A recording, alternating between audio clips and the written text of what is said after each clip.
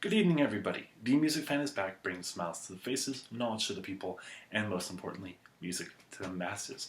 And I am back with another Are You In?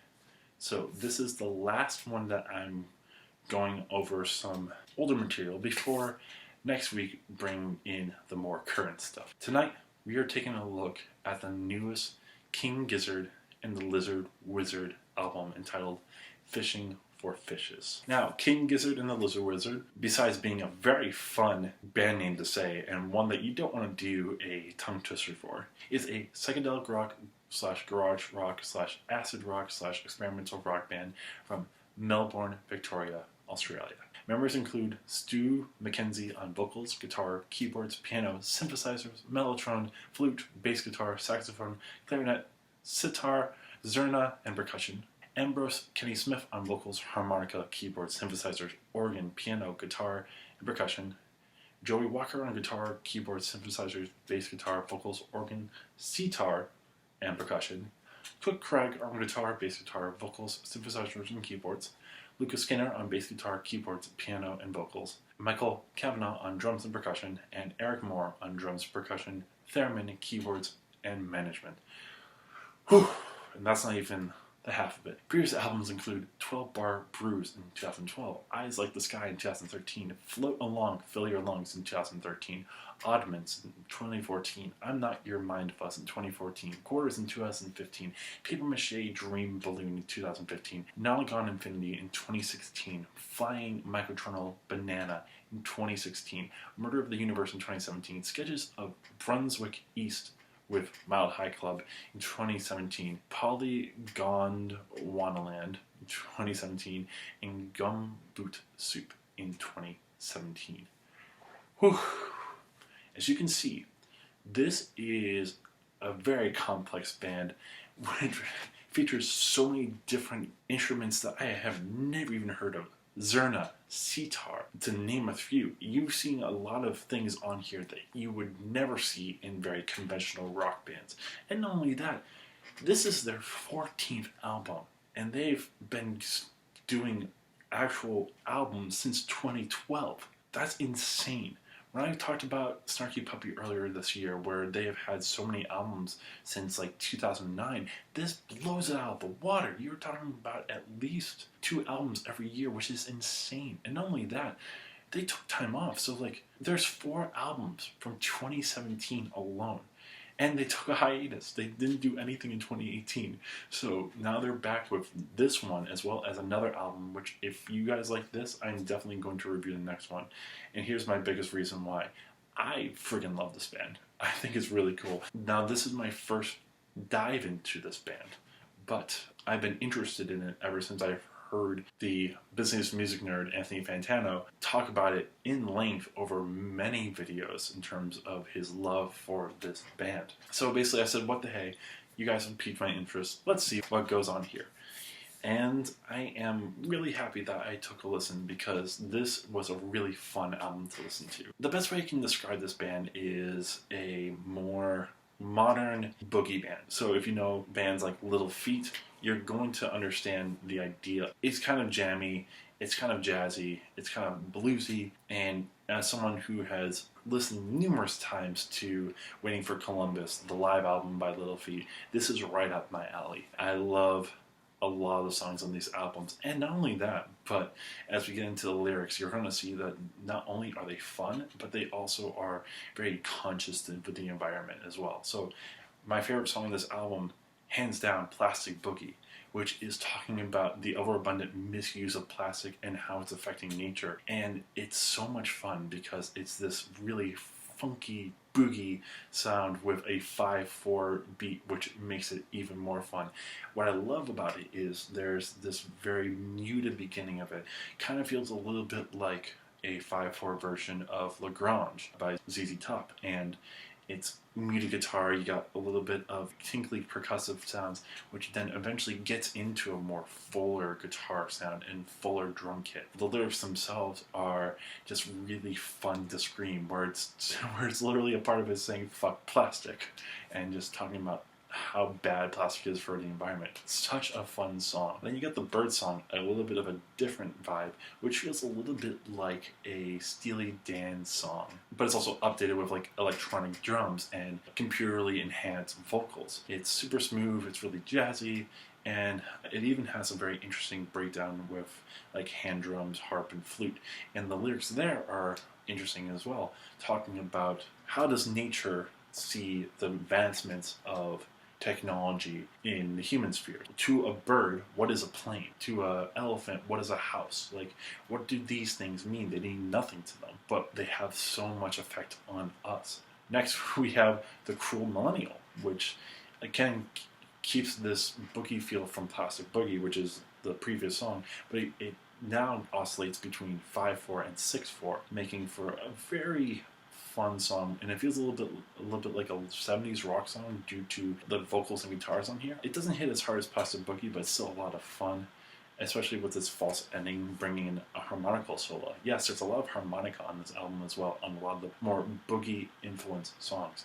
And the Cool Millennial is also a really interesting lyrical song as well, where it's talking about the millennial generation being brought up now, where they had a moment where there wasn't much technology, but now they're fully into it. So they're not necessarily the previous generation, which didn't have a lot of technology at their disposal, but they aren't the newer generation, which basically doesn't know like what CD players are, or all these things that the younger generation is being shown, where literally like kids can have iPads now when they're 4. And that's an interesting way of taking a look at it, because not many people are talking about that. Next favorite, we got Boogeyman Sam. This one reminds me a lot of Little Feat. The verse melodies are really fun, as well as the chorus on here. It chugs along at a nice pace, and I just love that boogie feel in general. And then rounding out my top 5 on here, Fishing for Fishes is a very nice opener. It's more laid back and more psychedelic. I like the percussion on here, the layering of percussion, as well as the very hypnotic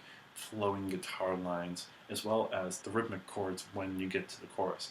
I will say though, I'm not a huge fan of the vocals on here, but overall, I love the laid-back feeling, especially when there isn't much of that on this album. It's a little bit more rock, boogie-centric rather than laid back. And the lyrics to Fishing for Fishes is very tongue-in-cheek, where it's talking about why do we fish just to fish instead of, fishing to eat. And this person having a moralistic debate on whether they should be fishing to catch fish even though they are hungry. So the top 5 songs, great way of starting this album.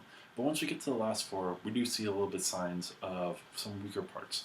The Thing, fun song talking about ending a friendship that just isn't working. It isn't the most interesting arrangement comparatively to everything else, but I do really like the understated verse melody, and I like how it builds at the end with being more active on the drum parts before changing to a very straightforward 4/4 rock song.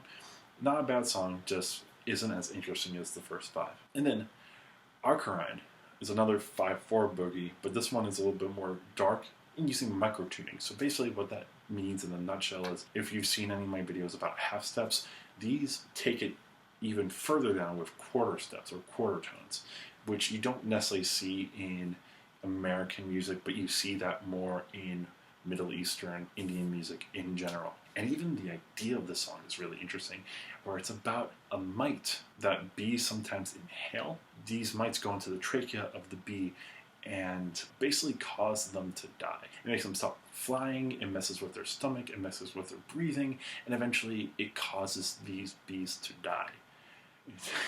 It's kind of messed up, but it makes for an interesting and very dark song. I like the beginning of the song, but then it transitions to this house-inspired song that just feels out of place. Though I do appreciate that the house part does stay in 5/4. It does transition to the last song on the album, which we will talk about in a minute. Beforehand, we need to talk about Reels Not Real, which is talking about how Australian media and basically media in general are only showing the best parts about life but not facing reality. I get the idea of why this song is why it is, but it is very cheesy. It kind of feels like a mediocre Beatles song with just like the clinking piano progression.